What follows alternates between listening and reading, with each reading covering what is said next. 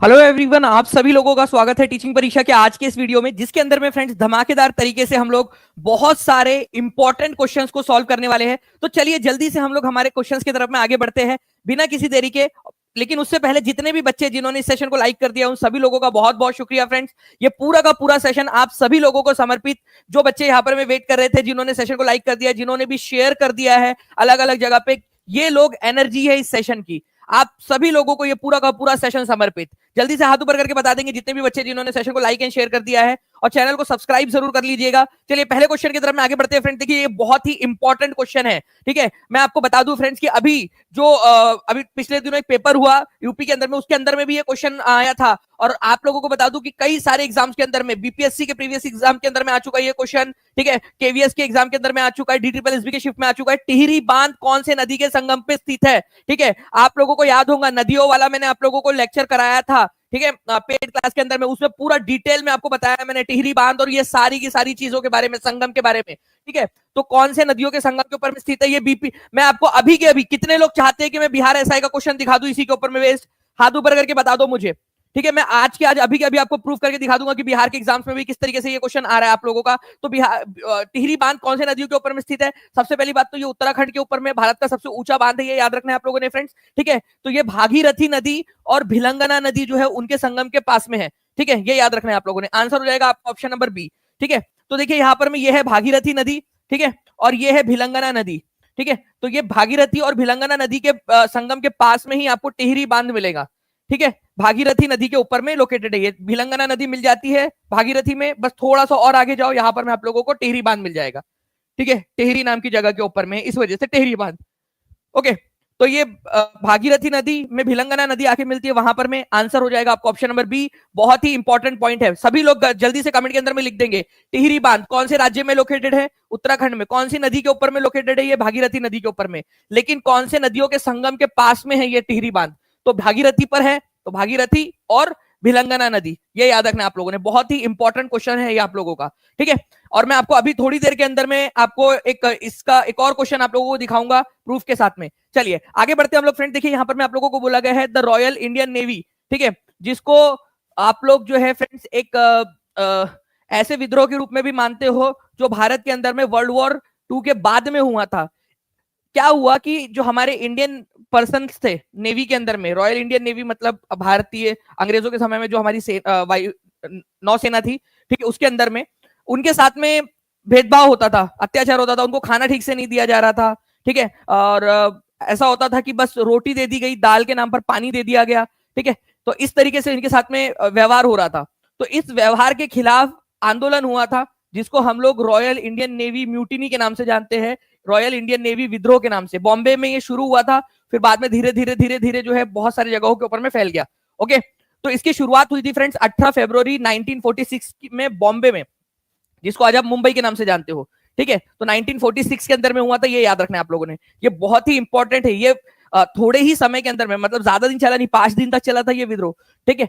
और 20 जलपोतों में 24,000 जो सैनिक थे, ठीक है, 24,000 भारतीय जो सैनिक थे अलग अलग इलाकों में, वहां पर में ये विद्रोह फैल गया था, ये याद रखना है आप लोगों ने, ठीक है। तो भोजन और जो सुविधाएं मिल रही थी, उन सारी चीजों को लेकर भेदभाव, जाति भेदभाव, उग्र व्यवहार भारतीयों के साथ में, ठीक है। तो इन सारी चीजों को लेकर ये विद्रोह हो गया था 1946 के अंदर में। तो रॉयल इंडियन नेवी म्यूटिनी कहां पर में स्टार्ट हुई थी, बॉम्बे के अंदर में। इसको बॉम्बे म्यूटिनी के नाम से भी, बॉम्बे विद्रोह के नाम से भी जाना जाता है। 1946 में 18 फरवरी 1946 को स्टार्ट हुआ था, लेकिन 23 फरवरी 1946 को खत्म हो गया। इवन जो है फ्रेंड्स कई सारे हमारे भारतीय लोग भी थे जिन्होंने इसको शांत कराने की कोशिश की थी। अगर मैं नाम लूं यहाँ पर, मैं सरदार वल्लभ भाई पटेल भी गए थे कि उसको ठीक है अभी शांत इसको कर देते, क्योंकि थोड़े समय में ही हम लोगों को आजादी मिल जाएगी, इस तरीके से वहां पर में बात चल रही थी, तो शांत करा दिया गया था इस विद्रोह को, ठीक है। चलिए नाउ फ्रेंड्स, अब देखिए बहुत ही इंटरेस्टिंग सा क्वेश्चन अब आप लोगों के सामने। मुझे ये बताइए कि बिहार के पृथ्वीकरण के समय में, ठीक है, बिहार का जब पृथ्वीकरण हुआ, ओके, अभी ऑब्वियस सी बात है कि आजादी के बाद में बिहार का एक बार ही बंटवारा हुआ है। तो बिहार का जब पृथ्वीकरण हुआ था उस समय सीएम कौन थे, झारखंड अलग बना था, वो वाली बात हो रही है यहाँ पर। मैं बताइए जल्दी से, देखते कितने लोग आंसर कर पाते हैं। स्पेसिफिक एकदम आपको बताना है आंसर क्या होगा जी। तो देखिए फ्रेंड्स, अगर बिहार के पृथ्वीकरण के समय में बिहार के चीफ मिनिस्टर कौन थे, ये बताना है आप लोगों ने। साथ ही साथ ये बता दीजिए आप लोग कि उस समय में बिहार के गवर्नर कौन थे, ये भी क्वेश्चन बन सकता है।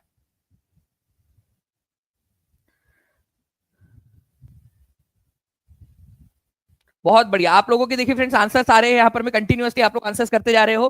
ठीक है, आप लोगों को बता दूं, राबड़ी देवी उस समय में मुख्यमंत्री थी, राबड़ी देवी। ठीक है, 55% लोगों ने आंसर दिया है, बाकी लोग तो दूर दूर तक सोच भी नहीं पा रहे, कई सारे लोग। ठीक है, तो आपको बता दूं फ्रेंड्स, बहुत लंबे समय तक राबड़ी देवी जो है मुख्यमंत्री थी, 2005 से 2000 से लेकर 2005 तक रही, 97 से लेकर 99 तक रही, फिर 99 से 2000 के बीच में थोड़े समय के लिए रही। उसके बीच में चचा नीतीश कुमार 7 दिन के लिए मुख्यमंत्री बने थे, केवल 7 दिन के लिए, उसके बीच में ही। ठीक है, तो ये भी एक मतलब चीज है आप लोगों की। ठीक है, तो आप समझिए केवल 7 दिन के लिए सन 2000 के अंदर में 7 दिन के लिए चचा बने थे, उसके बाद में फिर से राबड़ी देवी बन गई। तो यहां पर मैं जो है फ्रेंड्स, राबड़ी देवी करीब 8 साल, मतलब मैं अगर बात करूं आप लोगों से, लगभग लगभग 8 साल तक बिहार की मुख्यमंत्री रही, 8 साल तक। ठीक है, थोड़ा अलग अलग मिला के 3 बार मिला दिया जाए उसको तो 8 साल तक। तो राबड़ी देवी आप लोगों ने याद रखना है। ठीक है, डायरेक्टली राबड़ी देवी को किचन टू कैबिनेट, ठीक है, एंट्री कराई थी लालू प्रसाद यादव जी ने। ठीक है, उनके ऊपर में जब आरोप लगा, उनको अपना पद छोड़ना पड़ा, तो उनको किसी पे भरोसा नहीं था। ठीक है, अब आप लोग बताइएगा कि सही किया या गलत किया। मैं 2 एग्जांपल्स देता हूं आपको। ठीक है, एक एग्जांपल है जीतन राम मांझी जी का। ठीक है, नीतीश कुमार जी ने उनको मुख्यमंत्री बनाया जब उन्होंने मुख्यमंत्री पद छोड़ा था। ठीक है, 2014 में जब हार मिली थी, उनको बहुत ज्यादा सीटें नहीं मिली थी, तो जीतन राम मांझी जब मुख्यमंत्री बने तो उन्होंने मुख्यमंत्री पद पे ऐसा कब्जा कर लिया कि अलग पार्टी बना ली, तोड़ दी थी जेडीयू को। उसके बाद में अभी चंपई सोरेन वाला आप लोगों ने देखा होगा।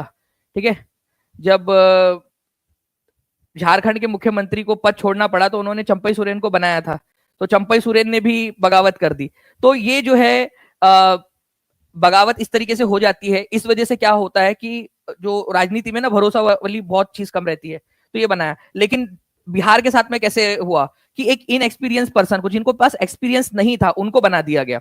ठीक है, जिनके पास एक्सपीरियंस नहीं था।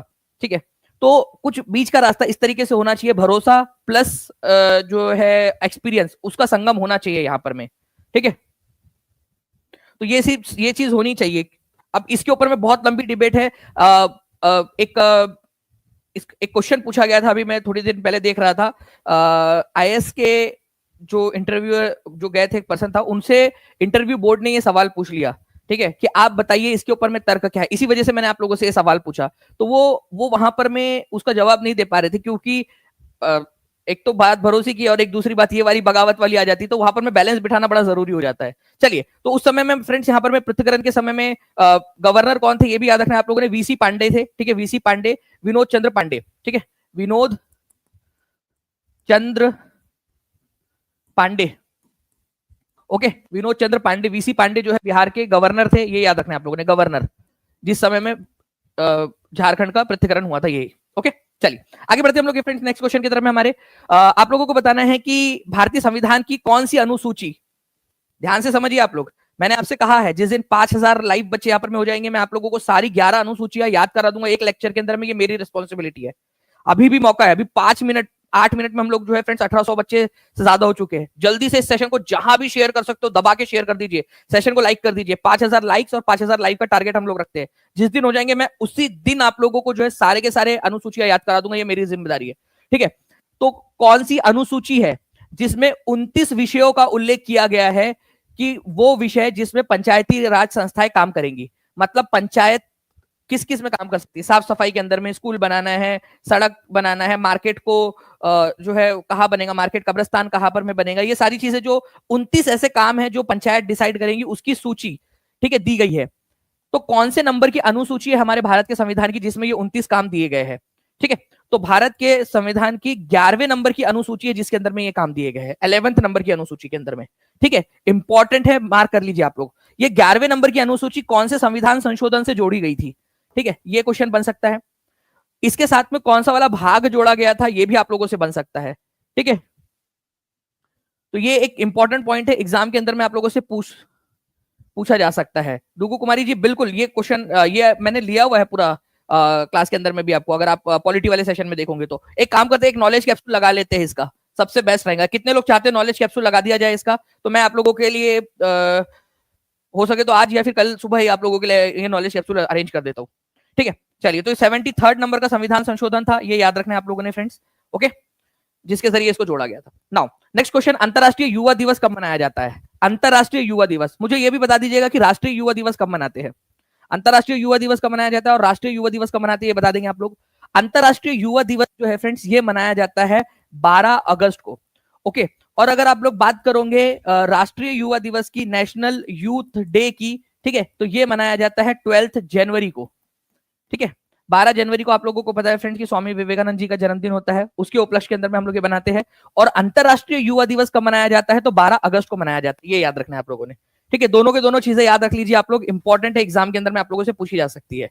ठीक है, तो अंतरराष्ट्रीय युवा दिवस 12 अगस्त, ठीक है, और जो है राष्ट्रीय युवा दिवस 12 जनवरी। दोनों के दोनों कमेंट में लिख दो आप लोग, हर बच्चे लिख देगा ताकि कोई भी दिक्कत ना रहे आप लोगों को इसके अंदर में।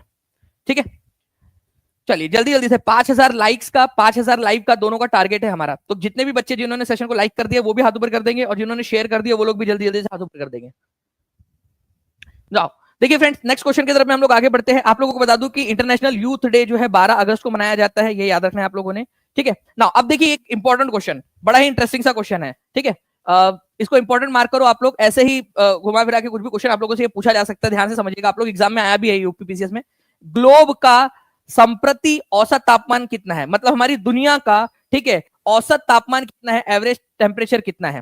ठीक है, अब कहीं पे जो है गर्मी लग रही है, कहीं पे ठंडी लग रही है, ठीक है, लेकिन एवरेज तापमान कितना होता है? तो फ्रेंड्स अगर मैं आप लोगों से बताऊं तो ये एवरेज तापमान, ठीक है, लगभग यहां पर मैं बोला है, क्योंकि ऑब्वियस सी बात है कि एकदम एग्जैक्ट तो नहीं बता सकते, ठीक है, क्योंकि कम ज्यादा होते रहता है। तो अगर हम औसत बात करें यहां पर में, ठीक है, तो औसत तापमान जो है फ्रेंड्स ये करीब करीब 15 डिग्री का सेल्सियस का आता है, करीब कई बुक्स के अंदर में 14 डिग्री सेल्सियस भी दिया हुआ है, बट आपने घबराना नहीं है, इतना क्लोज आपको नहीं देगा। देखिए कितना दूर दूर दिया हुआ है ऑप्शन में। ठीक है, तो आप लोगों को अगर 15 दिया है तो 15 डिग्री सेल्सियस लगाना है, 14 दिया है तो 14 लगाना है। आपने दोनों ऑप्शन साथ में नहीं देंगे, डोंट वरी, आपको टेंशन नहीं लेना है, क्योंकि ये कई सारे इवन गवर्नमेंट सोर्सेज के अंदर में भी कहीं पे 14 कहीं पे 15, लेकिन मैक्सिमम जगह के ऊपर में 15 दिया हुआ है। इसी वजह से जो है फ्रेंड्स यहाँ पर मैं आप लोग देख सकते हो 15 क्वेश्चन में पूछा था। ठीक है, तो ये बाकी बच्चे जो है क्या करेंगे, बाकी बच्चे लगा के आएंगे 8 डिग्री, 0 डिग्री, 20 डिग्री, ठीक है, लेकिन आप एकदम सटीक आंसर लगा के आओगे। ठीक है, तो आप लोगों ने याद रखना है फ्रेंड्स, कई जगह पे 14 दिया हुआ है, ठीक है, लेकिन मैक्सिमम जगहों पे 15 दिया हुआ है राउंड ऑफ करके, तो 15 डिग्री सेल्सियस ये याद रखेंगे आप लोग। ठीक है, एवरेज तापमान है हमारे पूरे पृथ्वी का। ठीक है, एवरेज तापमान 15 डिग्री सेल्सियस। अब एक चीज आपको बताऊं, मैं मजे की बात बताऊं आपको, आप लोग हमेशा कार्बन डाइऑक्साइड को गलत मानते हो। ठीक है, हमेशा आपने उसके बारे में गलत सोचा, आपने बोला कि कार्बन डाइऑक्साइड जो है वो ग्रीन हाउस गैस है, गर्मी पैदा करती है, मीथेन गर्मी पैदा करती है। बिचारों के बारे में आप लोगों ने कभी ये नहीं सोचा कि अगर कार्बन डाइऑक्साइड नहीं होती, अगर methane gas, green house gas नहीं होती, तो पता है आप लोगों को हमारे पृथ्वी का तापमान कितना होता? ग्रीन हाउस गैस क्या करती है, हीट को आने देती है, जाने नहीं देती। ठीक है, -18 डिग्री सेल्सियस तापमान होता हमारे पृथ्वी का, एवरेज तापमान -18 डिग्री सेल्सियस। आप सोच लीजिए, -18 डिग्री, वो ग्रीन हाउस गैस ही है जो हमारे तापमान को बनाए रखी है। हाँ, वो बात अलग है कि आप लोगों ने एक्स्ट्रा कार्बन डाइऑक्साइड उत्सर्जित करके उसको बहुत ज्यादा ही ताकतवर बना दिया है। ठीक है, तो एक बैलेंस बना हुआ होना चाहिए। अगर green house gases, carbon dioxide, methane, ये सारी गैसेस ना हो, ठीक है, तो क्या होगा, हमारे पृथ्वी का तापमान बहुत ज्यादा ही गिर जाएगा, बहुत ज्यादा कम हो जाएगा। ठीक है, तो एक जो है हद तक सारी चीजें सही होती है, किसी भी चीज की अति भी सही नहीं होती, ठीक है, और किसी भी चीज की कमी भी सही नहीं होती। ठीक है, मध्य मार्ग होना चाहिए उसका। चलिए, तो 15 डिग्री सेल्सियस जो है फ्रेंड्स औसत तापमान होता है, ये याद रखेंगे आप सभी के सभी ना। अब देखिए यहां पर मैं इस क्वेश्चन का आंसर करिए आप लोग। ओके,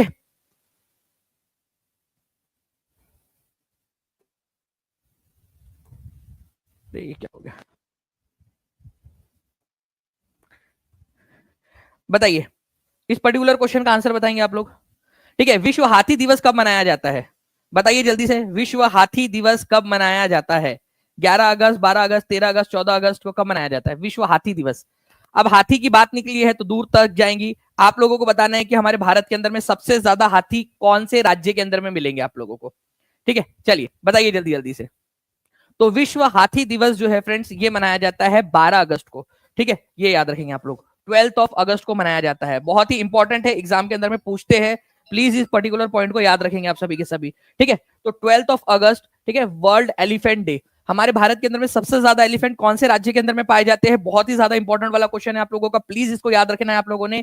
कर्नाटका के अंदर में, कर्नाटका में। अच्छा, एक चीज आप लोगों को बता दूं फ्रेंड्स कि हमारे जो है अभी थोड़े दिन पहले ही संसद के अंदर में हमारे जो पर्यावरण मंत्री है उन्होंने भाषण भी दिया था कि 2017 के बाद से अभी तक सेंसस नहीं हुई है, ठीक है, हाथियों की। लेकिन जो अलग अलग राज्यों ने अपने अपने राज्यों में सेंसस कराई है उसमें भी कर्नाटक सबसे आगे है, ठीक है। तो निर्विवाद रूप से कर्नाटक में ही सबसे ज्यादा हाथी है, ये याद रखेंगे आप लोग। ओके, हाथी सबसे ज्यादा कहाँ है? कर्नाटक में। और विश्व हाथी दिवस कब मनाया जाता है? 12 अगस्त को। अच्छा, हाथी से बात याद आई, प्रोजेक्ट एलिफेंट कब चालू किया गया था? प्रोजेक्ट, ठीक है, प्रोजेक्ट एलिफेंट। प्रोजेक्ट एलिफेंट कब चालू किया गया था? अगर ये आ जाए आप लोगों से, तो प्रोजेक्ट एलिफेंट स्टार्ट किया गया था 1992 के अंदर में। देखिए, जो जो चीजें निकल सकती है हम सारी चीजें कर लेंगे, कोई इश्यू थोड़ी ना है। 50 लाइक दूर है हम लोग, अब 45 लाइक दूर है, 1500 से जल्दी जल्दी से सेशन को लाइक भी करते रहेंगे आप लोग, ठीक है। ये सारी चीजें याद रखिए आप लोग। विश्व हाथी दिवस 12 अगस्त को मनाया जाता है, कर्नाटक में सबसे ज्यादा हाथी है, ठीक है, ये याद रखना है आप लोगों ने। उसके बाद में प्रोजेक्ट एलिफेंट 1992 के अंदर में स्टार्ट किया गया था। इंपॉर्टेंट वाला पॉइंट है, याद रखना है आप सभी लोगों ने, ठीक है। चलिए नाउ आगे बढ़ते हैं हम लोग फ्रेंड्स। यहाँ पर मैं आप लोगों को बता दूं कि विश्व हाथी दिवस 2025 को कोयम्बटूर तमिलनाडु के अंदर में भी मनाया जाएगा, ठीक है, मनाया गया बेसिकली कोयम्बटूर के अंदर में, तमिलनाडु के अंदर में बड़े पैमाने के ऊपर में मनाया गया। पीआईबी ने इसको रिलीज किया था, इस खबर को आप इसकी लिंक भी देख सकते हो यहाँ पर में, ठीक है। तो बड़े पैमाने पर विश्व हाथी दिवस के रूप में विश्व हाथी दिवस भारत में कहाँ मनाया गया, ठीक है। तो जो इंटरनेशनल एलिफेंट डे है या वर्ल्ड एलिफेंट डे है 12 अगस्त को बड़े लेवल के ऊपर में कोयम्बटूर तमिलनाडु के अंदर में मनाया गया। इस बार अलग अलग जगह पे मनाया जाता है हर साल, इस बार कोयम्बटूर तमिलनाडु के अंदर में मनाया गया, ठीक है। लेकिन सबसे ज्यादा हाथी कर्नाटक के अंदर में है। चलिए, what is the theme of world environment day 2025? World environment day, पहली बात तो वर्ल्ड एनवायरनमेंट डे आता कौन से तारीख को है ये बता देंगे आप लोग, ठीक है। उसके बाद में जो है फ्रेंड्स आप लोगों को ये याद रखना है, ठीक है, कि जो वर्ल्ड एनवायरनमेंट डे था 2025 का, उसकी थीम क्या थी? ओके, और इस बार का होस्ट कौन था? देखिए, हर बार क्या होता है ना, एक होस्ट कंट्री होती है, हर बार एक होस्ट कंट्री होती है। तो पहला वाला छोड़ दिया जाए तो उसके बाद से हर बार से कोई ना कोई एक होस्ट कंट्री होती है उसकी, ठीक है। तो इस बार जो होस्ट कंट्री थी वो थी south Korea. Host country south Korea, south Korea, ये याद रखना है आप लोगों ने, हर बार कोई ना कोई होता है, ओके। उसके बाद में ये मनाया कब जाता है? तो 5 जून को मनाया जाता है, ये याद रखना है आप लोगों ने, 5 जून को मनाया जाता है। इस बार की थीम क्या थी इसकी, ये आपको बताना है। प्लास्टिक प्रदूषण को जो है हम लोगों को खत्म करना है, तो उसी के ऊपर में आधारित थी यहाँ पर में, putting an end to plastic pollution, ठीक है, putting an end to plastic pollution, ठीक है, प्लास्टिक पोल्यूशन को खत्म करना है। तो ये इस बार की थीम थी 2025 की। ये आप लोगों के इंपॉर्टेंट वाले पॉइंट्स है, ठीक है। स्टॉकहोम कॉन्फ्रेंस हुआ था फ्रेंड्स यूनाइटेड नेशन का 1972 में, उसमें ये डिसाइड हुआ था कि हम लोग जो है बस विश्व पर्यावरण दिवस मनाएंगे हर साल, ठीक है। चल, तो ये भी एक इंपॉर्टेंट पॉइंट है, इसको भी याद रखिएगा आप सभी के सभी। तो वर्ल्ड एनवायरनमेंट डे 5 जून को मनाया जाता है, putting an end to plastic pollution इसकी थीम थी, और साउथ कोरिया ने इसको होस्ट किया। प्लीज ये भी याद रखिए आप लोग, ये भी हो सकता है ये वाला क्वेश्चन पूछ लिया जाए आप लोगों से, होस्ट कंट्री कौन था इस बार का? हर बार कोई ना कोई होस्ट कंट्री होता है, ठीक है। चलिए नेक्स्ट पॉइंट की तरफ में हम लोग आगे बढ़ते हैं, नेक्स्ट क्वेश्चन की तरफ में। और मैं फिर से बता दूं आप लोगों को, अभी भी मौका है हमारे पास में, 18 मिनट में हम लोग 2600 से ज्यादा बच्चे हो चुके हैं। एक बार दबा के लाइक एंड शेयर मार दीजिए आप लोग, ठीक है। हम लोग 5000 का टारगेट जैसे ही कंप्लीट कर देंगे, लाइक का और लाइव का दोनों का, ठीक है, मैं आप लोगों को प्रॉमिस कर रहा हूं कि आप लोगों के लिए भाग वाली जो पार्ट्स है, ठीक है, और अनुसूची है, वो दोनों के दोनों आप लोगों को जो है याद करा दूंगा सारा का सारा मैं, ठीक है। नाउ विश्व प्रसिद्ध, ठीक है, आप लोगों को बताना है कि ये विश्व प्रसिद्ध जोग जलप्रपात, ठीक है, निम्नलिखित राज्यों में से कौन से इसमें स्थित है? ठीक है, जोग जलप्रपात, जोग फॉल, ये बताएंगे आप सभी के सभी जल्दी से। जोग जलप्रपात कौन से इसके ऊपर में स्थित है? नदी का नाम भी बता दीजिए, कौन से नदी के ऊपर में जोग जलप्रपात, और भारत में सबसे ऊंचा जलप्रपात कौन सा है?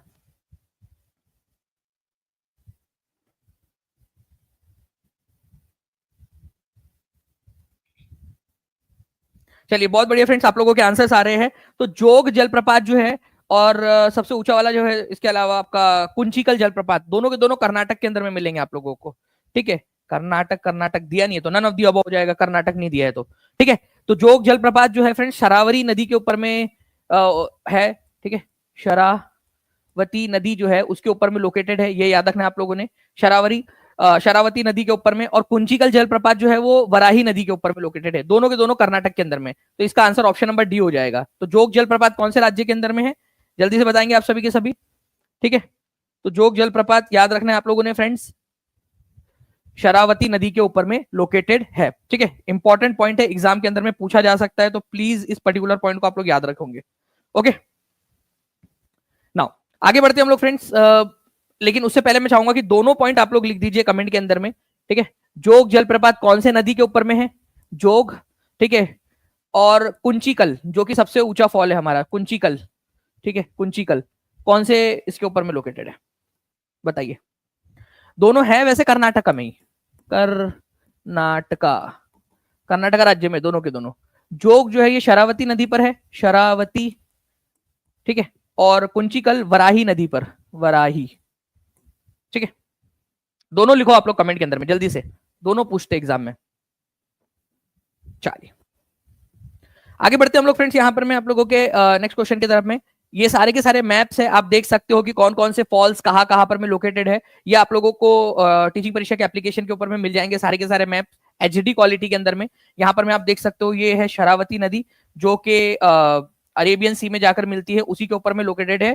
ठीक है, जोग जलप्रपात। ठीक है, चलिए नाउ अब देखिए फ्रेंड, निम्नलिखित में से किस वर्ष में प्लूटो को ग्रह की उसकी पूर्व स्थिति से हटा दिया गया। बिहार पुलिस एसआई का क्वेश्चन। पहले प्लूटो जो है वो ग्रह था, एक ग्रह माना जाता था उसको, ठीक है, लेकिन बाद में पता चला यार ग्रह होने की जो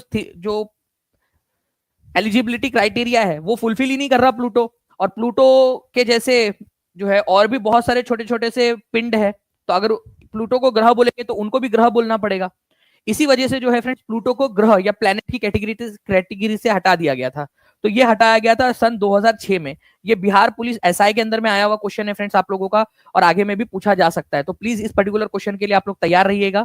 ठीक है, कभी भी देखने के लिए मिल सकता है आप लोगों को। इसके अलावा जो है आप लोगों को बताना चाहूंगा फ्रेंड्स कि हमारे जो है सोलर सिस्टम में प्लूटो की तरह ही, ठीक है, आप लोगों को 5 प्लूटो की तरह, ठीक है, प्लूटो को मिला के 5 ड्वार्फ प्लैनेट या बौने ग्रह आप लोगों को मिलेंगे। ठीक है, मेरे साथ साथ में आप लोग करिए यहाँ पर में सीरीस, ठीक है, सीरीस, एरिस, मेकमेक, हुआमे, और ये प्लूटो तो है ही।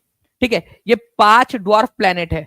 ठीक है, ओके, 5 ड्वार्फ प्लैनेट। अभी 17FO करके एक ड्वार्फ प्लैनेट है, वो भी एक पॉसिबल कैंडिडेट हो सकता है। हो सकता है कि आगे जाकर कुछ 2-3 साल के अंदर में, ठीक है, या कुछ समय के अंदर में आप लोगों को एक और ड्वार्फ प्लैनेट भी इस सूची में ज्वाइन हो जाए। अभी उसके ऊपर में मंथन चल रहा है। ठीक है, लेकिन चलिए अभी फिलहाल के अंदर में जो अंतरराष्ट्रीय स्तर के ऊपर में मान्यता प्राप्त है, ठीक है, सीरीस, मेकमेक, एरिस, हुआमे और प्लूटो। ठीक है, ये भी याद रखना है आप लोगों ने। 17FO नाम से एक और पिंड हम लोगों को मिला है कुछ समय पहले। तो अभी जैसे जैसे खोज चल रही, कुछ ना कुछ मिलते ही रहेगा हम लोगों को।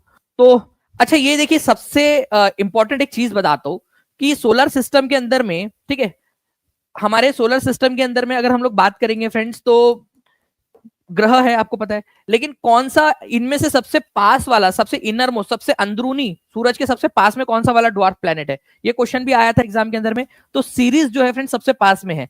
ठीक है, ये याद रखना आप लोगों ने। मार्स, ठीक है, और जुपिटर, ठीक है, उनके बीच में कक्षा के अंदर में ये सीरीज घूम रहा है।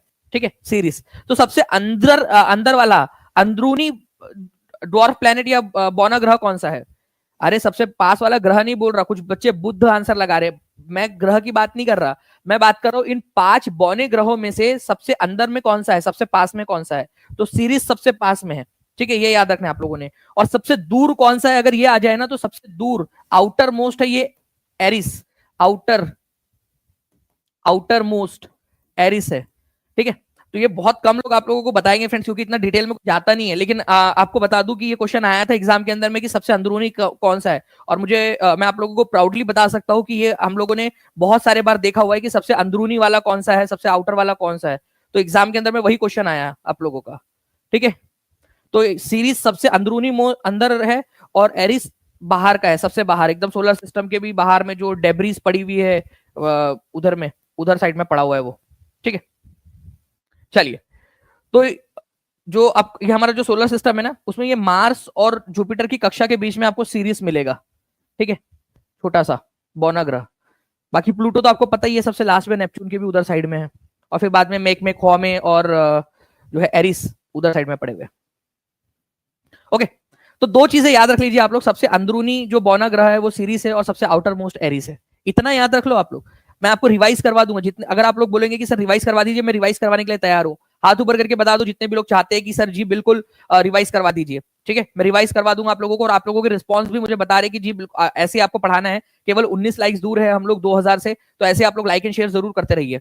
ठीक है, चलिए आगे बढ़ते हैं हम लोग फ्रेंड्स। यहाँ पर मैं हमारे नेक्स्ट क्वेश्चन की तरफ में, मैम ये क्या आ गया है, मैम दानिश सर तक मेरा मैसेज पहुंचा दीजिए कि आरआरबी रेलवे पीआरटी की एग्जाम डेट 10 सितंबर से 12 सितंबर है, तो प्लीज यूट्यूब पर उसके प्रैक्टिस सेट करवा दीजिए। टीचिंग परीक्षा का ही तो एग्जाम है, उसके प्रैक्टिस सेट भी करवा दीजिए, बहुत कम टाइम है। ठीक है, कितने बच्चे हैं जो रेलवे की एग्जाम दे रहे हैं? ठीक है, तो वो भी करवा देंगे, आप बता दीजिएगा। अगर ये क्वेश्चंस करवाने हैं तो ये भी करवा देंगे आप लोगों के लिए। ओके, चलिए, निम्नलिखित में से कौन सा भारतीय संविधान के 73वें संविधान से संबंधित है? 73rd नंबर का कॉन्स्टिट्यूशनल अमेंडमेंट एक्ट से रिलेटेड क्या है? तो आपको पता होना चाहिए फ्रेंड्स कि 73rd नंबर का संविधान संशोधन जो है ये पंचायतों से रिलेटेड है। आप लोग बताइए कौन सा पार्ट, भाग नंबर कौन सा जोड़ा गया था इसके जरिए, और कौन सा शेड्यूल जोड़ा गया था, और उसी शेड्यूल के अंदर में, ठीक है, उस शेड्यूल में 29 सब्जेक्ट्स है। चलो मैंने आज ही आपको पढ़ाया है ना, रिवाइज करवा दिया मैंने। उसमें 29 सब्जेक्ट्स या 29 जो है उसमें सूचियां दी गई है काम की। ठीक है, तो पार्ट नंबर 9 इसमें जोड़ा गया था और भाग नंबर 11 इसमें जोड़ा गया था। ठीक है, भाग नंबर 9, ठीक है, और अनुसूची नंबर 11 ये इसमें जोड़ी गई है, ये इंपॉर्टेंट है आप लोगों का। और अनुसूची नंबर 11 में 29 सब्जेक्ट्स दिए गए आपके। ठीक है, पंचायती राज से रिलेटेड है। चलो आगे बढ़ते हैं हम लोग फ्रेंड जल्दी से। आप लोगों को बता दूं फ्रेंड्स कि फ्रीडम वीक सेल चल रही है आप लोगों की। आप अपने पावर को अनलॉक कर लीजिए। आप लोग जितने भी लोग देख रहे हैं टीचिंग परीक्षा के साथ में जुड़ जाइए। ठीक है, नीचे में नंबर चल रहा है 7611101101 9697888844। इस नंबर पे कॉल या व्हाट्सएप आप कर सकते हो। प्रीमियम कंटेंट, प्रीमियम आप लोगों का जो है अपॉर्चुनिटी आपके लिए अपनी जॉब क्लियर करने की। आप बीपीएससी टीआरई में, केवीएस के अंदर में, यूपी टीजीटी के अंदर में, यूपी एल्टीग्रेड के अंदर में, आप लोग जो है सीटेट के अंदर में, जितनी भी एग्जाम्स है उन सभी के अंदर में जुड़ सकते हो आप लोग। बीपीएससी टीआरई के लिए हम लोगों ने 10,000 से ज्यादा जो है आप लोगों को क्वेश्चंस प्रोवाइड किए पीवाईक्यूज। वो वाला कोर्स में आप लोग ज्वाइन हो सकते हो, जिसके जरिए आपको जितने भी क्वेश्चंस पूछे गए हैं अब तक एग्जाम में वो आप लोगों को दिए गए हैं सारे के सारे। तो आगे में भी आप लोगों के लिए बहुत सारी अपॉर्चुनिटीज आने वाली है। तो जो बच्चा ऑलरेडी पहले से लॉयल बच्चा रहेगा, पहले से जुड़ा हुआ, उसको ज्यादा फायदा मिलने वाला है। ओके, चलिए, और बहुत जल्दी जो है फ्रेंड्स एक आप लोगों के लिए लर्निंग के साथ में अर्निंग की भी अपॉर्चुनिटी टीचिंग परीक्षा देने वाला है। हम लोग उसके ऊपर में बहुत मेहनत कर रहे हैं। और आपको बता दूं फ्रेंड्स कि जो बच्चा जो जो स्टार्टिंग में बच्चे रहेंगे उन लोगों को हम लोग पहला प्रेफरेंस, क्योंकि धीरे धीरे उसको रोल आउट करना पड़ेगा। तो जो स्टार्टिंग के बच्चे रहेंगे उसमें जुड़ने वाले, ठीक है, उनको ज्यादा अपॉर्चुनिटी मिलेगी, ज्यादा मौका मिलेगा उन लोगों को अर्न करने का। ठीक है, क्योंकि काफी सारे बच्चे हैं जो अपने आप को सेल्फ डिपेंडेंट करना चाहते हैं, कई सारी महिलाएं हैं जो अपनी फैमिली को सपोर्ट करना चाहती है, उन लोगों के लिए ये बहुत अच्छा मौका हो सकता है। ओके, तो टेहरी बांध, देखिए अब मैंने आप लोगों से एक प्रॉमिस किया था कि मैं आपको दिखाऊंगा कि क्वेश्चन आपके जो है बिहार के एग्जाम के अंदर में क्वेश्चन पूछे जाते हैं जो मैं आपको पढ़ा रहा हूँ। बिहार पुलिस एसआई के मेंस के अंदर में क्वेश्चन आया। सबसे पहला क्वेश्चन मैंने जो आपको कराया था, आप देख लीजिए, उसी पर बेस्ड क्वेश्चन है ये पूरा बिल्कुल। ठीक है, ये 2022 24 अप्रैल 2022 को ये क्वेश्चन पूछा गया था। बताइए जल्दी से, और हर बच्चा कमेंट के अंदर में भी आंसर कर देगा। तो टेहरी बांध निम्नलिखित नदियों, कौन से नदियों के संगम के ऊपर में लोकेटेड है? भागीरथी और भिलंगना, भागीरथी, अलकनंदा, अलकनंदा और वैनगंगा। ठीक है, चलिए यहां पर में शायद से ये इसमें टाइपो हो गया है लिखते समय। ठीक है,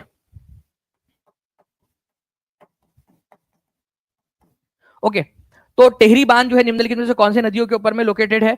तो टेहरी बांध जो है फ्रेंड्स ये भागीरथी और भिलंगना नदी जो है उसके ऊपर में लोकेटेड है। कहां पर में मिलेंगे आप लोगों को? ये उत्तराखंड के अंदर में है, ये भी याद रखना है आप लोगों ने, उत्तराखंड के अंदर में। ठीक है, उत्तराखंड में। ओके, तो आप देख सकते हो फ्रेंड्स कि ये क्वेश्चन आप लोगों का कई सारे बार आ रहा है। आप स्टार्टिंग में मैंने आप लोगों को एक क्वेश्चन दिखाया दूसरे एग्जाम का, ये बिहार पुलिस एसआई के अंदर में दिखा दिया मैंने आप लोगों को। यूपी आरओ के एग्जाम के अंदर में आया था ये क्वेश्चन आप लोगों का पिछले वाले। ठीक है, और उसके बाद में DSSB के मल्टीपल शिफ्ट में आ चुका है, बीपीएससी के जो प्री की एग्जाम होती है उसके अंदर में आ चुका है, मल्टीपल जगहों के ऊपर में। तो भागीरथी और भिलंगना नदी के संगम पर लोकेटेड है टेहरी बांध। तो आपको, आप लोग जो पढ़ रहे हो ना वहीं से क्वेश्चंस बनने वाले टीचिंग परीक्षा के जो कोर्सेज है उसके अंदर में से। ठीक है, चलिए आगे बढ़ते हम लोग। यहाँ पर मैं आप देख सकते हो ये भागीरथी नदी, ये भिलंगना नदी उत्तराखंड के अंदर में लोकेटेड है, उनके संगम के ऊपर में टेहरी बांध है। नाउ नेक्स्ट क्वेश्चन देखिए फ्रेंड्स, यहाँ पर में Tata iron and steel company TISCO की स्थापना किस वर्ष हुई थी, जिससे यह भारत में पहली बड़े पैमाने के ऊपर में स्टील उत्पादन करने वाली जो है कंपनी बन गई थी? ठीक है, भारत की पहली स्टील कंपनी आपको बताना है कौन से साल में बनी थी, टिस्को। ठीक है, और कौन से राज्य में लोकेटेड है आज? तो फ्रेंड्स ये एग्जाम में आया हुआ क्वेश्चन है आपका। तो टिस्को की स्थापना 1907 के अंदर में हुई थी, ये याद रखना है आप लोगों ने। ठीक है, बीपीएससी का क्वेश्चन है, बीपीएससी टीआरई का क्वेश्चन है ये ओरिजिनल। ठीक है, तो Tata iron and steel company की स्थापना किस वर्ष हुई थी? तो ये हुई थी आपकी 1907 के अंदर में। ठीक है, 1907 में। इंपॉर्टेंट पॉइंट एग्जाम के अंदर में पूछ सकते हैं आप लोगों से, तो प्लीज इस पर्टिकुलर पॉइंट को याद रखेंगे आप सभी के सभी। ठीक है, 1907। ठीक है, now the first women in the Indian cabinet was, Bharat के अंदर में पहली कैबिनेट कौन थी? झारखंड के अंदर में लोकेटेड है, ये याद रखना है आप लोगों ने। दो नदियों के संगम पर लोकेटेड है ये, कौन सी दो नदियां है? ठीक है, दो नदियों के संगम पर है, जल्दी से बताएंगे आप लोग। ठीक है, इंपॉर्टेंट पॉइंट एग्जाम के अंदर में आप लोगों से पूछ सकते हैं कि टिस्को जो है वो कौन से दो नदियों, झारखंड में तो है लेकिन झारखंड में कौन से दो नदियों के संगम पर है? ठीक है, सुवर्ण रेखा और खारकाई। देखिए दो नदियां है, एक है सुवर्ण रेखा, ठीक है, सुवर्ण रेखा, ठीक है, रेखा, सुवर्ण रेखा और खारकाई, खारकाई। तो ये दो नदियां जो है फ्रेंड्स उनके संगम के ऊपर में लोकेटेड है, यहां से पानी मिलता है इसको, सुवर्ण रेखा और खारकाई। ये क्वेश्चन आता है एग्जाम के अंदर में। अच्छा, टिस्को को कोयला कहां से सप्लाई होता है, ये क्वेश्चन आया था। अब आप बोलेंगे सर ये सप्लाई उप्लाई वाला क्वेश्चन भी आ जाता है क्या? भाई एनसीईआरटी में दिया हुआ है, कहीं पे भी कुछ भी पूछ सकते हैं यहाँ पर में। और जो भी प्रीवियस, और वो क्वेश्चन उससे पहले भी आ चुका था कई सारे एग्जाम्स के अंदर में। इसीलिए बोल रहा हूँ कि जो मैं आपको पढ़ा रहा हूँ ना वही से क्वेश्चन बनने वाले, आप लोग देख लीजिएगा। ठीक है, तो झरिया कोलफील्ड, मैं आप लोगों को एक इंटरव्यू दिखा दूंगा एक बच्चे का कि किस तरीके से उन्होंने कहा कि सर आपने जो जो पढ़ाया, इवन आपने जो एग्जाम के दिन सुबह सुबह पढ़ाया ना, डायरेक्ट पहला ही एग्जाम में क्वेश्चन वो आया, तो एक कॉन्फिडेंस सा बढ़ गया, डायरेक्ट वही क्वेश्चन एग्जैक्ट। ठीक है, विद सेम ऑप्शंस, तो वो एक्सपीरियंस के साथ में आता है फ्रेंड्स। तो झरिया कोल्ड फील्ड जो है वहां से कोयला सप्लाई होता है, कोल, ठीक है, फील्ड जो है वहां से कोयला सप्लाई होता है, ये याद रखना है आप लोगों ने।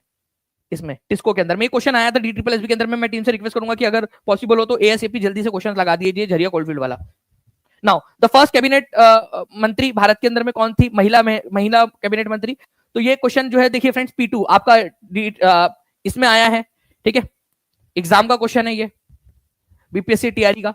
तो पहली महिला मंत्री, कैबिनेट मंत्री कौन थी? तो राजकुमारी अमृत कौर थी, ये याद रखना है आप लोगों ने। इसके अलावा जो है फ्रेंड्स अगर आप लोगों से बोला जाए कि first female governor of any Indian state, governor कौन थी ये भी बता दीजिए आप लोग। पहली बार कोई महिला गवर्नर बनी हो, तो महिला जो है गवर्नर बनी थी सरोजनी नायडू। कौन से राज्य की बनी थी? यूपी की बनी थी। ठीक है, ये याद रखना है आप लोगों ने। ठीक है, पहली महिला गवर्नर। अच्छा, एक और बात, हमारे भारत की पहली, ठीक है, पहली फर्स्ट फीमेल प्राइम मिनिस्टर कौन थी? First female prime minister Indira Gandhi. अच्छा, सेकंड नंबर पे कौन बनी बता सकते हैं आप लोग मुझे? सेकंड नंबर पे कौन महिला प्रधानमंत्री बनी है हमारे भारत के अंदर में? सेकंड फीमेल प्राइम मिनिस्टर, ये तो पहली वाली सर इंदिरा गांधी। देखते कौन लोग, कितने लोग बता पाते हैं यहाँ पर में सेकंड। एक बार ट्राई तो करो, आंसर तो करो, सोचो, दिमाग के ऊपर में बल डालो। कितनी महिलाएं हैं यहाँ पर में मेरे को एक बार बता दो। सबसे पहले तो एक बार पोल दे दीजिए प्लीज, कितनी महिलाएं कितनी फीमेल है? राम रमन बोल रहे कि नो आइडिया। एक बार डाल दो यहाँ पर में, कितनी महिलाएं कितने पुरुष है, एक बार जल्दी से, मेल फीमेल जी। तो देखिए यहाँ पर में इतनी सारे लोग हाथ उठा रहे हैं कि वो महिलाएं हैं। ठीक है, और आपको बता दूं कि एकमात्र ओनली फीमेल, ठीक है, इंदिरा गांधी, एकमात्र केवल एक महिला बनी है। ठीक है, और आप देखिए यहाँ पर में अभी भी दिख रहा है मुझे यहाँ पर में 75%, 74-75% फीमेल है, जो पोल हम लोगों ने डाला है अभी यहाँ पर में आप लोगों के चैट में। ठीक है, 74-75 इस तरीके से हो रहा है अभी। 74-26 का रेशियो चल रहा है फीमेल और मेल का। तो आप देख लीजिए यहाँ पर में केवल एक महिला। तो आप लोग सोचिए कितनी मेहनत करने की जरूरत है, आगे बढ़ना है, क्योंकि केवल एक महिला, केवल और केवल एक महिला यहाँ पर में आप लोगों की। और आपको पता है फ्रेंड्स, अब तक जो है लगभग 50 लोगों को भारत रत्न मिल चुका है। अभी जो रिसेंट वाले जिनको दिया है उन लोगों को सबको मिला दिया जाए, 50 से भी एक ज्यादा हो जाता है, लेकिन केवल और केवल 5 महिलाएं ऐसी है, 5 महिलाएं जिनको भारत रत्न मिला है। आप सोचिए 10%, केवल 5 महिलाएं हैं जिनको भारत रत्न मिला है। इतना कम यहां पर में है रेशो। तो 50 से भी ज्यादा भारत रत्न देने के बाद में केवल 5 महिलाएं जिनको भारत रत्न मिला है। ठीक है, यहां पर में खुद आप देख सकते हो कि 74% महिलाएं इस लेक्चर को देख रही है, उसके बावजूद भी केवल एक महिला जो है वो प्रधानमंत्री बनी। ठीक है, चलिए, तो राजकुमारी अमृत कौर जो है फ्रेंड्स ये पहली कैबिनेट मंत्री थी, फीमेल कैबिनेट मंत्री। उनके पास में हेल्थ मिनिस्ट्री थी। ठीक है, चलिए, अच्छा, हमारे भारत के संविधान सभा के अंदर में आजाद बंटवारे के बाद में 299 मेंबर्स थे। कितने थे? 299 मेंबर्स। लगभग लगभग 300 बोला जाता है, लेकिन 299 थे टू बी एग्जैक्ट। उसमें से कितनी महिलाएं थी पता है आप लोगों को? केवल 15 महिलाएं। कितना परसेंट हो गया? जल्दी से बताओ मेरे को, परसेंटेज कैलकुलेट करके क्विक। ठीक है, लगभग 300 लोग थे, उनमें से केवल 15 महिलाएं थी संविधान सभा के अंदर में। तो आपको क्या करना है यहां पर, में बैटल अपने हाथ में लेनी है अभी, पढ़ना है, मेहनत करनी है, आगे बढ़ना है, एक एग्जाम्पल सेट करना है। ठीक है गर्ल्स, चलिए। तो 299 जो है लोग थे, उसमें से केवल 15। मैं एक चाहूंगा कि टीम प्लीज एक जो है यहाँ पर में ऐसा करिए, अभी हमारे पास में ये जो महिलाएं हैं जो देख रही है, और ये क्वेश्चंस भी इतने सारे आ गए महिलाओं के, और ये बात निकली है तो अब ये दूर तक जानी चाहिए। मैं चाहूंगा कि आज एक जो है वुमेन पावर करके एक ये बना दीजिए कोड। ठीक है, वुमेन पावर, वुमेन पावर। मैं टीम से रिक्वेस्ट करूंगा कि प्लीज वुमेन पावर करके एक कोड बना दीजिए जल्दी से, और इस कूपन कोड को असाइन कर दीजिए सारे कोर्सेज पे, ताकि जितनी भी महिलाएं हैं मैक्सिमम इसमें कर दीजिए, जितना भी पॉसिबल है। ठीक है, जितना भी पॉसिबल है आज रात 12 बजे तक के लिए जितना भी है, ताकि जो महिलाएं हैं उन लोगों को थोड़ा सा प्रोत्साहन अलग से मिल सके। पुरुष भी इस्तेमाल कर सकते हैं, लेकिन मैं चाहूंगा कि पुरुष लोग ना करें इसका इस्तेमाल। ठीक है, केवल महिलाएं ही कर ले। पुरुष अगर इच्छा है तो कर लेना, लेकिन महिलाओं के लिए छोड़ दो, महिलाओं को करने दो उसको। ठीक है, तो केवल महिलाएं करें इसको। ठीक है, आप लोगों को भी भाई बढ़ो यार आगे। 15%, जो 15 है, केवल 5% महिलाएं संविधान सभा के अंदर में। ठीक है, उसके बाद में केवल और केवल जो है 5 महिलाएं आपके भारत रत्न के अंदर में, केवल एक प्रधानमंत्री। ठीक है, कितने राज्य है जिसके अंदर में महिला मुख्यमंत्री है अभी आज के दिन, मुझे बताओ हमारे भारत के अंदर में। ठीक है, अभी ठीक है इतने सारे राज्य है, कितनी महिला मुख्यमंत्री मुझे बताओ एक बार, बताओ जल्दी से मुझे, कितनी महिला मुख्यमंत्री है? सोचो, दिमाग के ऊपर में बल डालो और मुझे बताओ कि आज पूरे भारत भर के अंदर में कितनी महिला मुख्यमंत्री है आज के दिन। आज के दिन बताओ मेरे को कितनी महिला मुख्यमंत्री है, जल्दी से बताएंगे। ठीक है, केवल 2। ठीक है, केवल 2 आज के दिन। एक है पश्चिम बंगाल के अंदर में ममता बनर्जी, ममता दीदी। ठीक है, और उसके बाद में जो है फ्रेंड्स दिल्ली के अंदर में रेखा गुप्ता। ठीक है, पश्चिम बंगाल में ममता बनर्जी और रेखा गुप्ता। 28 राज्य। ठीक है, और हमारे पास में 2 ऐसी यूनियन टेरिटरीज जिसके अंदर में विधानसभा भी, 3 ऐसी यूनियन टेरिटरीज है जिनमें विधानसभा भी है। मतलब 31 राज्य और यूनियन टेरिटरीज जहां पर में विधानसभा मौजूद है।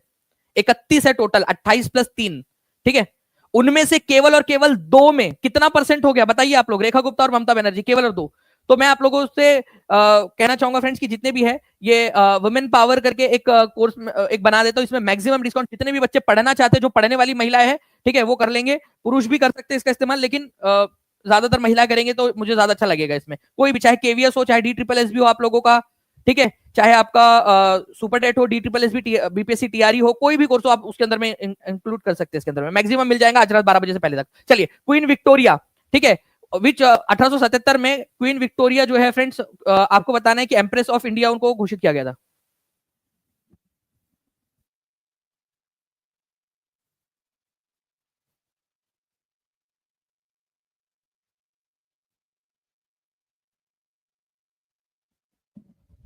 1877 में निम्नलिखित में से किस वायसराय ने महारानी विक्टोरिया को भारत की महारानी के रूप में स्वीकार करने के लिए एक दरबार भराया था?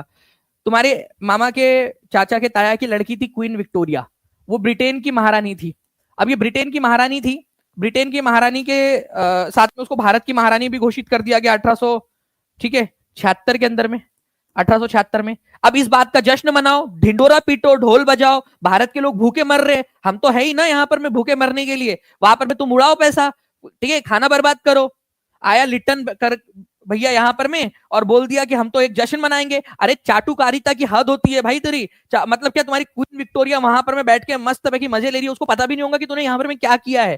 ठीक है, लॉर्ड लिटन, तो ये लिटन का बच्चा, ठीक है, इसने क्या किया, दिल्ली दरबार भराया 1877 में इसका जश्न मनाने के लिए। यहाँ पर में नाच गाना, खाना पीना, ठीक है, पैसा बर्बाद पूरा का पूरा। और यहां पर में हमारे भारत के लोग जो है भूखे मर रहे।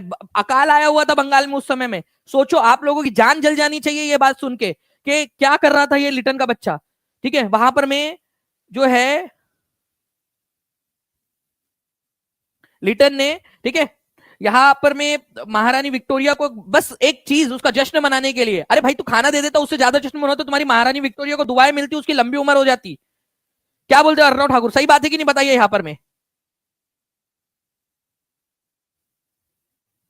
बताइए यहाँ पर में अर्णव, सही बात है कि नहीं, यहाँ पर में दुआएं मिलती कि नहीं मिलती, इनको मिलती ना। लेकिन ये सारी दुआएं बददुआओं में चेंज हो गई होंगी कि भारत के लोगों का खाना जो है वहां पर में उड़ा दिया गया, केवल बर्बाद कर दिया गया।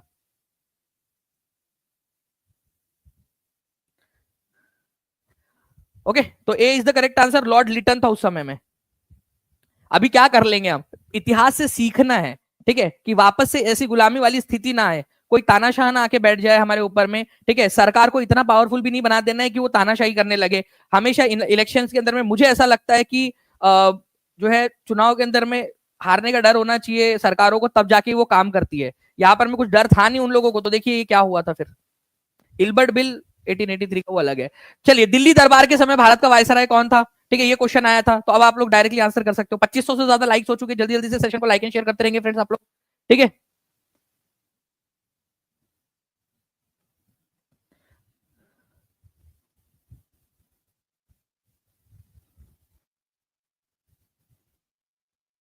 बताइए जल्दी से इसका आंसर क्या होगा। देखिए, अगर हम लोग इस पर्टिकुलर क्वेश्चन की बात करेंगे फ्रेंड, दिल्ली दरबार 3 बार भराया गया, एक तो 1877 के अंदर में, ठीक है, लिखेंगे 3 बार, कौन कौन से बार भराया गया, ये एग्जाम में आएगा क्वेश्चन ये वाला आप लोगों का, ठीक है। एक 1903 के अंदर में भराया गया था, और एक भराया गया था 1911 के अंदर में, ठीक है, ये 3 बार। इस समय था लॉर्ड लिटन, ठीक है, लॉर्ड लिटन पहली बार में, दूसरे बार में था लॉर्ड कर्जन, लॉर्ड कर्जन, ठीक है, लॉर्ड कर्जन, और ये था लॉर्ड हर्डिंग, लॉर्ड हर्डिंग, और लॉर्ड हर्डिंग में भी अगर 1 2 दे दिया जाए तो सेकंड। ओके, चलिए, तो ये 3 पॉइंट है जो आप लोगों ने याद रखने फ्रेंड्स, इंपॉर्टेंट एग्जाम में पूछ सकते हैं आप लोगों से। नेक्स्ट क्वेश्चन की तरफ हम लोग आगे बढ़ते हैं। हमारे आर्कटिक क्षेत्र और अंटार्कटिक महाद्वीप के पास में क्या है, कौन से इसमें है। देखिए, अगर हम लोग यहाँ पर में हमारी पृथ्वी का एक रफ मैप बनाए, ठीक है, तो सबसे बोला है आर्कटिक, तो आर्कटिक क्षेत्र यहाँ पर में लोकेटेड है, आर्कटिक क्षेत्र, और यहाँ पर में आपको मिलेगा नॉर्थ पोल, ठीक है, नॉर्थ पोल उत्तरी ध्रुव, और अंटार्कटिका, अंटार्कटिका जो है फ्रेंड्स ये यहां पर में लोकेटेड है, इधर साइड में अंटार्कटिका, और यहां पर में है साउथ पोल, ठीक है। तो नॉर्थ पोल और साउथ पोल के पास में लोकेटेड है आर्कटिक क्षेत्र, आर्कटिक क्षेत्र नॉर्थ पोल के पास में है, अंटार्कटिक का महाद्वीप साउथ पोल के पास में है, तो नॉर्थ और साउथ पोल। 68वीं बीपीएससी का क्वेश्चन आगे में रिपीट होकर पूछा जा सकता है आप लोगों से, ठीक है, ये याद रखना है आप लोगों ने। अच्छा, आपको क्या पता है कि जो है हमारे भारत, हमारे जो दुनिया है उसमें जितने भी महाद्वीप है, ठीक है, उनमें से कौन सा महाद्वीप है जिसको साइंस को समर्पित किया गया है। कॉन्टिनेंट वाली क्लास कराई है, महाद्वीप वाली क्लास मैंने आपको 5 लेक्चर कराया है पेड क्लास में, डिटेल में एक एक महाद्वीप के ऊपर में आप लोगों को पढ़ाया है मैंने, ठीक है, एक एक। अभी वो तस्मान सी वाला क्वेश्चन आया था ना, ब्रास स्ट्रेट वाला क्वेश्चन, ठीक है, यूपी पुलिस के एग्जाम के अंदर में, प्राउडली मैं बोल सकता हूं हम लोगों ने पेड क्लास में ऑलरेडी उसको किया हुआ है महाद्वीप वाले लेक्चर के अंदर में, ठीक है। तस्मानिया और ऑस्ट्रेलिया को जो अलग करता है, तस्मान सी है, फिर यहाँ पर में इंडियन ओशन है, और वो ब्रास सी है, ब्रास स्ट्रेट है दोनों के बीच में, ठीक है। तो अंटार्कटिका महाद्वीप है जो है फ्रेंड्स, इसको साइंस को समर्पित किया गया, ये याद रखना है आप लोगों ने, साइंस को। ओके, चलिए, देखिए यहाँ पर मैं अरशद अंजुम बोल भी रहे कि जी सर आपने पढ़ाया हुआ है ऑलरेडी, बिल्कुल। तो हमने सारी चीजें की हुई है, जो लोग नहीं जुड़े अभी भी, वो मैं आपसे कहूंगा कि जल्दी से जुड़कर पढ़ाई स्टार्ट कर दीजिए आप लोग। नेक्स्ट क्वेश्चन की तरफ में हम लोग आगे बढ़ते हैं फ्रेंड्स। हमारे आपको बता देना चाहूंगा कि 44 विश्व धरोहर है, अब 44 हो चुकी है एक क्लास, ठीक है, और उसमें सारे के सारे 44 के 44 विश्व धरोहर, ठीक है, परीक्षा में पूछे जाने वाले प्रश्न। जो बच्चा इस सेशन को पूरा लाइव देखेगा, लाइव सेशन के तुरंत बाद एक लिंक मिलेंगी आपको, वो लिंक आप लोगों ने क्या करना है, उस पर वो लिंक पे क्लिक करके हम लोग क्या करेंगे, उसमें आप लोगों की टेस्ट लेंगे, और तुरंत आप लोगों को ये 44 क्वेश्चन के ऊपर, 44 जो विश्व धरोहर है उसके ऊपर में 100 क्वेश्चन की टेस्ट मिलेंगी। वो 100 क्वेश्चंस जो है आप लोगों ने सॉल्व करने हैं, और फिर हम देखेंगे कि कौन बच्चा टॉप कर रहा है, 100 में से कौन लेकर आ रहा है, 100 में से 90 कौन लेकर आ रहा है, 80 के ऊपर किसने लेकर आया। तो ये संडे के दिन आपकी क्लास होगी सक्सेस परीक्षा यूट्यूब चैनल पर, तो सक्सेस परीक्षा यूट्यूब चैनल को सब्सक्राइब करके रख लेना है आपने, इस सेशन को लाइक करके नोटिफाई मी का बटन जरूर दबा दीजिएगा आप लोग, ताकि आप लोगों को इसका नोटिफिकेशन मिल जाए 2 बजे, ठीक है। तो आप बड़ा सेशन होगा ये आपका, और 100 क्वेश्चन होंगे उसके तुरंत बाद में। ऐसा समझ लो ये तपस्या है, यज्ञ है। अगर आपको राजा बनाने के लिए जो है आपको यज्ञ करना पड़े, आपको मेहनत करनी पड़े, ठीक है, और अपने जो है परिश्रम की आहुति देनी पड़े, तो क्या आप देने के लिए तैयार हो। ये वो एक यज्ञ है जो आप अगर आप कर लोगे तो आपको बता रहा हूं मैं, लाखों लोगों से आगे बढ़ जाओगे आप लोग, क्योंकि इसमें इतिहास से लेकर, भूगोल से लेकर, कल्चर से लेकर सारी चीजें हम लोगों ने इसमें कवर की है, क्योंकि एक एक जब हम विश्व धरोहर स्थल पढ़ेंगे तो उसमें डिटेल में एक एक धरोहर के पीछे की कहानी भी हम लोग पढ़ेंगे उसमें। ठीक है, चलिए चलिए आगे बढ़ते हैं हम लोग फ्रेंड्स। यूनानी लेखक जस्टिन ने किसे सेंड्रोकोटस कहा है? देखो सेंड्रोकोटस, सेंड्रोकोटस और एक और चीज है एंड्रोकोटस, एंड्रोकोटस। ठीक है, सेंड्रोकोटस और एंड्रोकोटस किसको कहा गया है? सेंड्रोकोटस और एंड्रोकोटस। तो सेंड्रोकोटस एंड्रोकोटस हमको बहुत लंबे समय तक पता ही नहीं था कि ये किसके बारे में बात कर रहे हैं। यार ये किसके बारे में बात हो रही है? सेंड्रोकोटस है, एंड्रोकोटस है, कौन था ये कौन? ठीक है, फिर बाद में पता चला फ्रेंड्स यहां पर में कि चंद्रगुप्त जो है उसके बारे में बात हो रही है यहां पर में। ओके, चंद्रगुप्त मौर्य के बारे में, ये याद रखना है आप लोगों ने, चंद्रगुप्त मौर्य के बारे में बात हो रही थी। ठीक है, बहुत लंबे समय के बाद में पता चला, बहुत लंबे समय तक पता ही नहीं था, ठीक है, कि किसके बारे में बात कर रहे हैं। तो चंद्रगुप्त मौर्य के बारे में बात हो रही थी। अब आप यहां पर में आप लोग लगाओगे चंद्रगुप्त वन, ठीक है, ए आंसर लगा रहे, बी आंसर लगा रहे, गलत। ठीक है, ये चंद्रगुप्त वन गुप्ता वंश का था, गुप्ता वंश का। चंद्रगुप्त द्वितीय गुप्ता वंश का था। यहां पर में जो सेंड्रोकोटस और एंड्रोकोटस की बात हो रही है, ठीक है, ये चंद्रगुप्त मौर्य की बात हो रही है। ठीक है, चंद्रगुप्त मौर्य की बात हो रही है, मौर्य। ये चंद्रगुप्त वन टू ये सब गुप्ता वंश वाले हैं, और चंद्रगुप्त मौर्य मौर्य वंश का है। ये याद रखना था आप लोगों ने। जिस बच्चे ने इतना माइन्यूट डिटेलिंग के साथ में इसको किया होगा वो अच्छे से कर लेगा इसको। तो नन ऑफ द अबव इसका आंसर होने वाला है। चंद्रगुप्त वन गुप्ता वंश वाला, वन लगा हुआ है ना इस वजह से। ठीक है, टू गुप्ता वंश का। लेकिन अगर आप लोगों से चंद्रगुप्त मौर्य बोला जाए तो सेंड्रोकोटस और एंड्रोकोटस हो जाएगा। ठीक है, ये आंसर होना चाहिए आपका। कोई बात नहीं, गलत हुआ होगा तो भी अगले बार तो सही करोगे आप लोग। ठीक है, धीरे धीरे धीरे धीरे सही करोगे, और क्या चीज है इसके अंदर में, दिक्कत वाली बात थोड़ी आप लोगों से। ठीक है, इवन समुद्रगुप्त ये भी गुप्ता वंश का था, ये गुप्ता वंश का। ये समुद्रगुप्त को नेपोलियन ऑफ इंडिया कहा जाता था, भारत का नेपोलियन। ठीक है, तो चंद्रगुप्त वन, चंद्रगुप्त दो, समुद्रगुप्त, ठीक है, गुप्ता वंश वाले है ये। और सेंड्रोकोटस एंड्रोकोटस चंद्रगुप्त मौर्य को बोला गया है। एक और चीज है, अगर आप लोगों को बता दूं मैं, एमित्रोचेटस किसको बोला जाता था? अमित्रोचेटस, एमित्रोचेटस किसको कहा जाता था बताइए जल्दी से। ठीक है, तो एमित्रोचेटस किसको कहा जाता था? अगर ये क्वेश्चन आ जाए आप लोगों से, ठीक है, तो एमित्रोचेटस बना है अमित्र घात से, अमित्र घात, अमित्र घात। देखो अ मतलब नहीं वाला, मित्र मतलब दोस्त, जो दोस्त नहीं है, घात उसको मारना। तो जो दुश्मन थे या दोस्त नहीं थे उनको मारने वाला व्यक्ति था। ठीक है, कौन? बिंदुसार। ठीक है, बिंदुसार। तो बिंदुसार जो है फ्रेंड्स उसको अमित्र घात बोला जाता था। यूनानी लोगों ने उसको कर दिया अमित्र घात का अमित्रोचेटस। तो अमित्रोचेटस किसको कहा गया था? बिंदुसार को। ठीक है, चंद्रगुप्त मौर्य के बेटे को, बिंदुसार को। ठीक है, तो बिंदुसार को बोला जाता था अमित्र घात, अमित्रोचेटस। ठीक है, अब कभी गलत नहीं होगा सर, पक्का। चलिए, दिनेश कुमार ने प्रॉमिस कर दिया, और मुझे ये ऐसे बच्चे बहुत पसंद है। ठीक है, जो गलत होने के बाद में भी मोटिवेशन रखते हैं, ठीक है, कोशिश करते हैं और प्रण लेते हैं कि अगले बार से गलत नहीं करेंगे। गलत, आप जब चलना सीख रहे थे तब भी आप कितने बार गिरते थे, संभलते थे, उठते थे, चोट लगती थी, लेकिन फिर भी कोशिश करते थे ना आप लोग। ठीक है, यही चीज चाहिए होती है, बस यही हमारा इंस्टिंक्ट है, हमारे अंदर में डीएनए में यही सारी चीजें। आप कोशिश करिए, ठीक है, सारी चीजें सही होती जाएंगी आप लोगों की। ओके, चलिए नेक्स्ट क्वेश्चन की तरफ में आगे बढ़ते हैं फ्रेंड्स। एक क्वेश्चन और आप लोगों का, आप लोगों को ये बताना है कि भारतीय सर्वेक्षण विभाग का मुख्यालय कहां पर में है? जल्दी से, फास्ट। केवल 200 लाइक्स हम लोग दूर है फ्रेंड्स हमारे 3000 के टारगेट से। और एक बार अगर आप लोगों ने दबा के लाइक एंड शेयर कर दिया तो हम लोग जो है 5000 के टारगेट तक भी पहुंच सकते हैं। तो हर एक बच्चा लाइव आया करिए क्लास के अंदर में। मैं आप लोगों को सारी की सारी चीजें जो है वो करवाने की यहाँ पर मैं आप लोगों के लिए कोशिश कर रहा हूँ। मैं खुद वेट कर रहा हूँ कि कब 5000 होंगे, तो हम लोग जल्दी से जल्दी वो सेशन को करें हम लोग। चलिए, तो बताइए यहाँ पर में भारतीय सर्वेक्षण विभाग, सर्वे ऑफ इंडिया का हेडक्वार्टर कहां पर में लोकेटेड है? Nainital, Kolkata, Mumbai, more than one of the above, none of the above. अगर आप लोग टीचिंग परीक्षा के रेगुलर स्टूडेंट हो, ठीक है, और इवन पेड क्लास के अंदर में भी आपको बताया हुआ है कि देहरादून के अंदर में है, देहरादून के अंदर में। ओके, इसका हेडक्वार्टर। अच्छा, इसकी स्थापना कब हुई थी ये भी आपको कराया हुआ है। मैं आपको दिखा दूं डायरेक्टली प्रूफ के साथ में। ये देखिए, ये पेड क्लास, टीचिंग परीक्षा बीपीएससी टीआरई की पेड क्लास आपकी। ठीक है, पेड क्लास के अंदर में सर्वे ऑफ इंडिया 1767 के अंदर में आप लोग देख सकते हो, इसकी स्थापना हुई थी देहरादून के अंदर में, उत्तराखंड के अंदर में इसका हेडक्वार्टर है। ठीक है, ये भी क्वेश्चन आया है 1767 में कब हुई थी। ये सबसे पुराना हमारा विभाग है अभी भी जो कार्यरत है, ठीक है, भारत के अंदर में। इसीलिए बोल रहा हूँ कि रिवीजन करते रहो, एप्लीकेशन में जो भी पढ़ाया उसको रिवीजन करते रहो, ठीक है, देहरादून के अंदर में। तो आंसर इसका क्या हो जाएगा आपका, ऑप्शन नंबर ई हो जाएगा, देहरादून। ओके, तो ऐसे आप लोगों ने करना था। कितने लोगों का सही हुआ है, और जिन लोगों का भी सही हुआ है गलत हुआ है लिख दो फिर से वापस से दोनों चीजें, सर्वे ऑफ इंडिया, ठीक है, 1767 और देहरादून लिख दो, सभी लोग लिख देंगे कमेंट के अंदर में, हर एक बच्चा, चाहे लाइव देख रहे हो ऑफलाइन देख रहे हो, कमेंट के अंदर में लिखना है आप लोगों ने, हर एक बच्चे ने।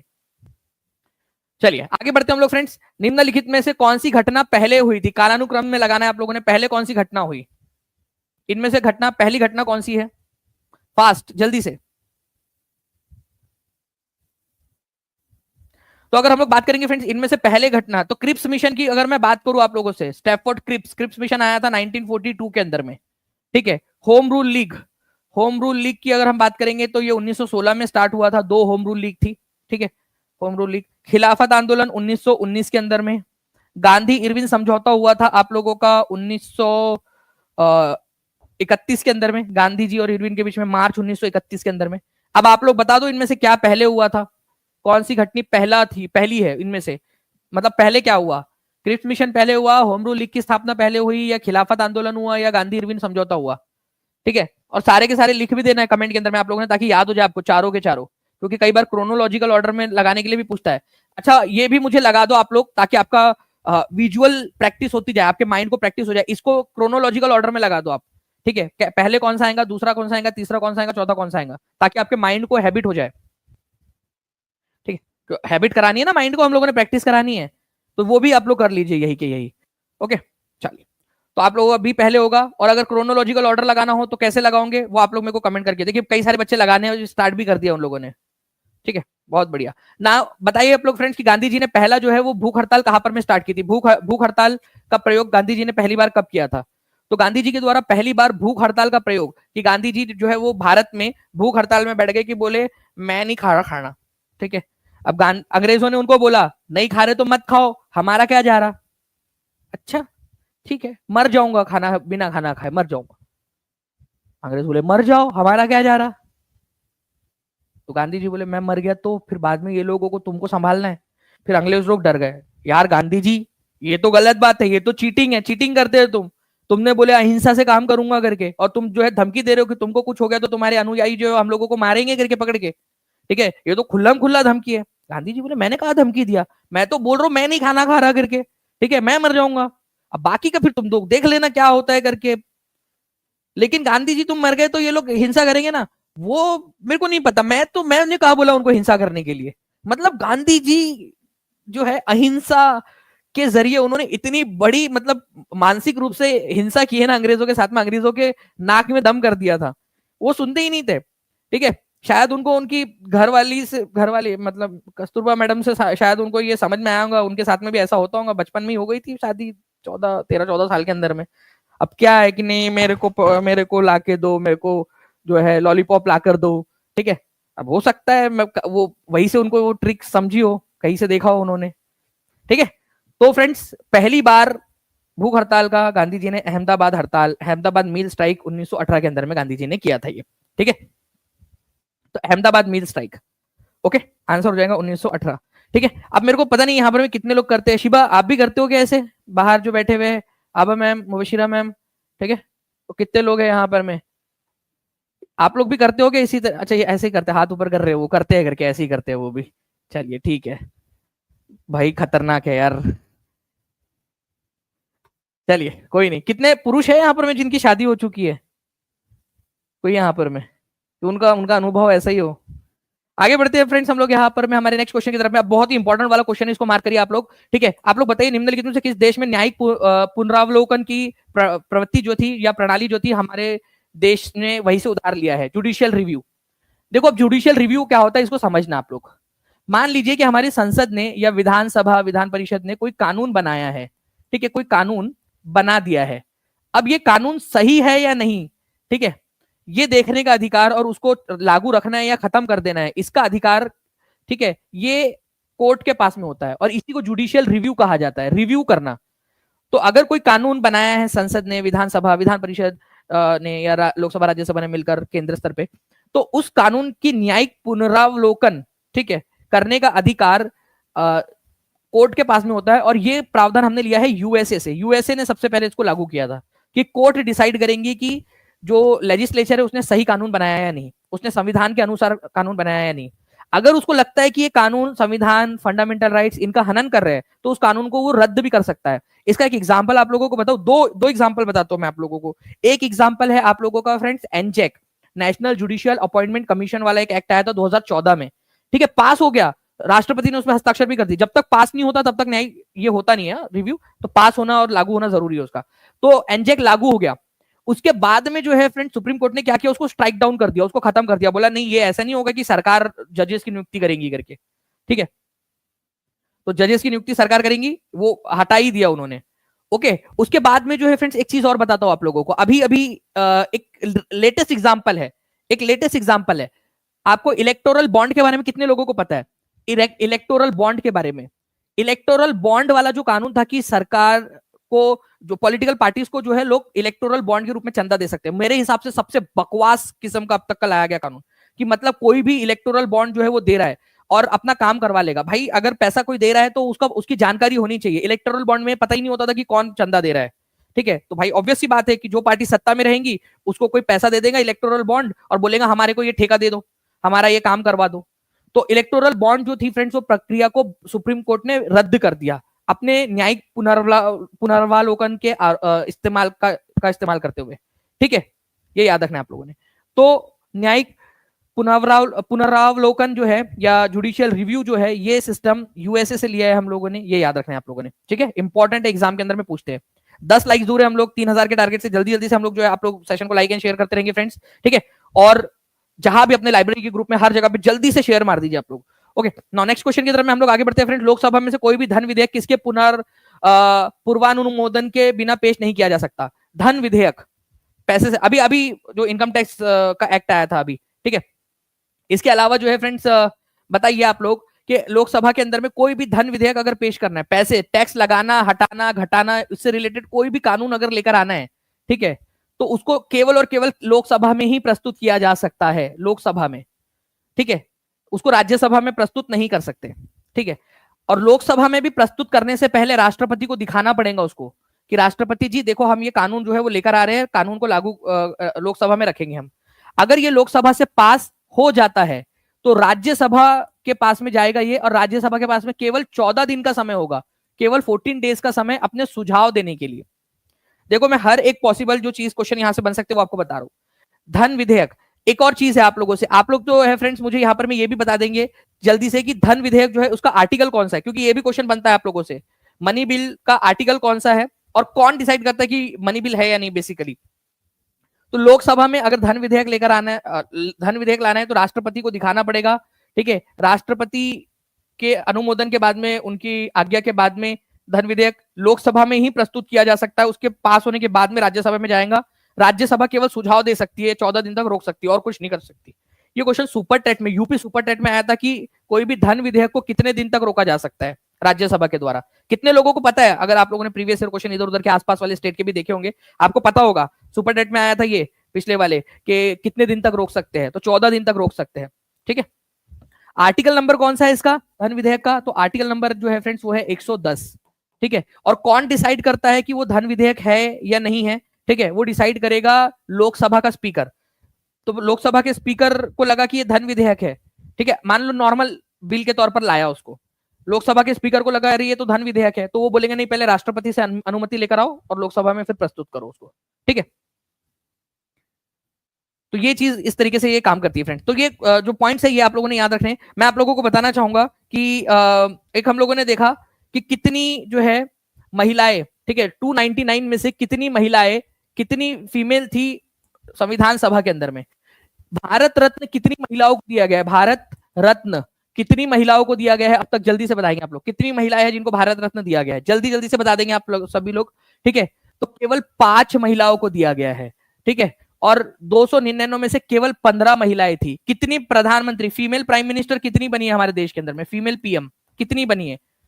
ओके, 10, 12, 15, 20, 25 कितनी बनी है आप बताइए? 1, 2, 3, 4 कितनी बनी है?